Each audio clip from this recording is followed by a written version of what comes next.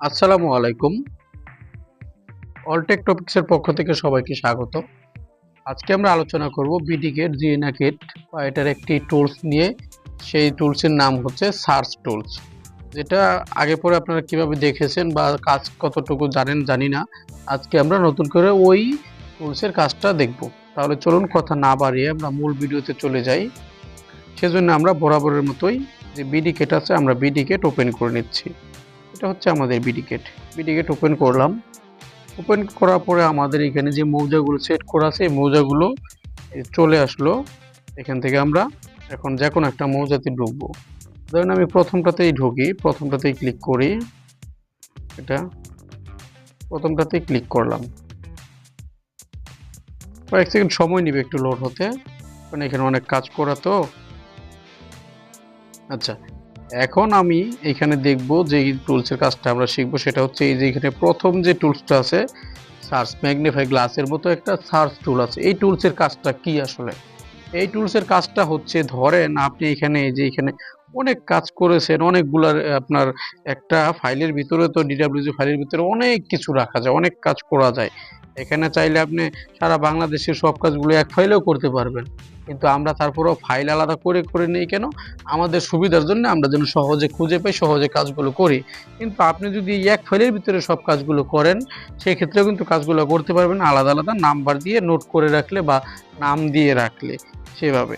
আচ্ছা, এজন্য আমাকে কি করতে হবে? ধরেন এই যে এখানে আমার এই কাজগুলো করা, সাপোজ আমি আপনাকে দেখাই। ধরেন এই যে এটার ভিতরে এই যে 26.21% কাদির মিয়া, এরকম আমরা যদি এটা ধরেন খুঁজে পাচ্ছি না, তাহলে এটা কিভাবে খুঁজে বের করব?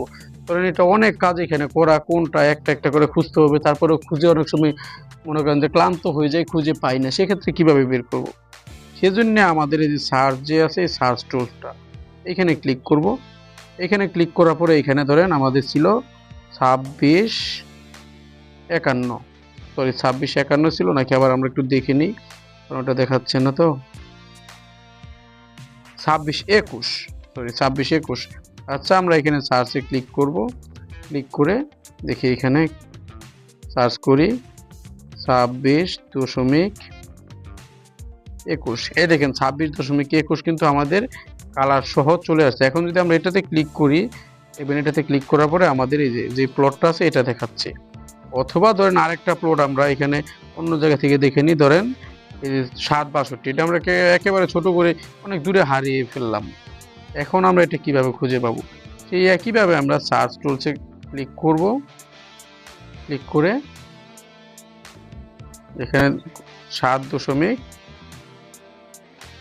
কত যেন ছিল, 21 না কত, 21 তো না, কত ছিল, এখানে সার্চ করে ধরেন এখানে ছিল 7.62, 7.62 দিয়ে দিলাম। এখন কিন্তু দেখেন 7.62 এখানে প্লটগুলা চলে আসছে। এখন আমরা এখানে যে কোনো একটা প্লটে যদি ক্লিক করি, ক্লিক করলে কিন্তু আমাদের ওইটাতে নিয়ে যাবে। এই দেখেন আমরা ক্লিক করলাম, এই দেখেন ক্লিক করার সাথে সাথে কিন্তু আমাকে ওই প্লটে নিয়ে গেছে।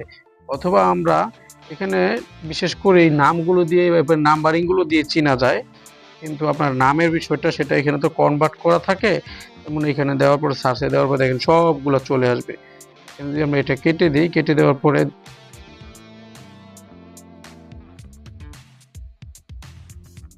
দেখেন এখন যদি আমি অন্য কোনো নাম, এই যে নাম্বার দিয়ে দিলাম, দেখেন চলে আসবে। এটা যেটার ভিতরে লেখা আছে সবগুলা চলে আসবে, ফুডগুলা সহ।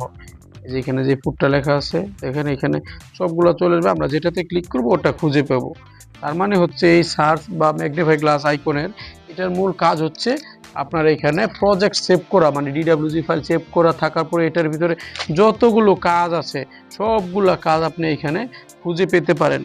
আরেকটা বিষয় দেখেন আপনারা, যেমন এই যে দেলোয়ার, এই নামটা আমরা কিভাবে খুঁজে পাবো? সার্চ বারে তো সার্চ করলে এই নামটা আমরা লিখতে পারবো না। যেমন এখানে যদি লিখি, এটা কিন্তু আমাদের আসবে না। এটা তখন আমাদের কি করতে হবে? এটা আমাদের ইউনিকোড কনভার্ট থেকে কনভার্ট করে নিতে হবে। এখানে যে ইউনিকোডে গেলাম, এখান থেকে যদি কনভার্ট করি, এই যে কোডটা কনভার্ট করে নিলাম, যে কোডটা কনভার্ট করে কপি করে নিলাম। এখন যদি এটা পেস্ট করে দেই, সেক্ষেত্রে আমাদের ওইটা চলে আসবে। এই দেখেন, এই যে দেলোয়ার নামটা চলে আসছে। তার মানে আমরা যদি নামে সার্চ করতে চাই সেক্ষেত্রে নামের আমাদের ইউনিকোডটা লাগবে। ইউনিকোডটা আমাদের যে বিজয় ইউনিকোড কনভার্টার আছে সেইখানে আমরা নামটা লিখে ওইখান থেকে ইউনিকোড কনভার্ট করে ওইটা কপি করে এখানে সার্চের এখানে ক্লিক করব, ক্লিক করে এটাতে পেস্ট করে দেব। এটাতে যখন এই যে এখানে পেস্ট করে দিব, পেস্ট করার পরে দেখবেন আমাদের চলে আসবে। পেস্ট করার পরে সার্চ করলে সাথে সাথে দেখেন আমাদের লেখাটা চলে আসছে, এটা যেখানে আছে সেইখানে আমাদের অটোমেটিকলি নিয়ে যাবে। এই জন্য আমরা যে কোনো একটা কাজ করার পরে এই একই প্রজেক্টের ভিতরে সব কাজ যে কোনো একটা নাম বা নাম্বার দিয়ে রাখতে পারি। সেই নাম্বারের ক্ষেত্রে আপনার সুবিধা হবে খুঁজে বের করতে এই সার্চ আইকন দিয়ে। আশা করি আপনারা বুঝতে পেরেছেন। তারপরেও কারো কোনো প্রবলেম হলে অবশ্যই আমাদের কমেন্ট করবেন অথবা স্ক্রিন দেওয়া নাম্বারে যোগাযোগ করবেন। ভালো থাকবেন সবাই। আল্লাহ হাফেজ। আসসালামু আলাইকুম।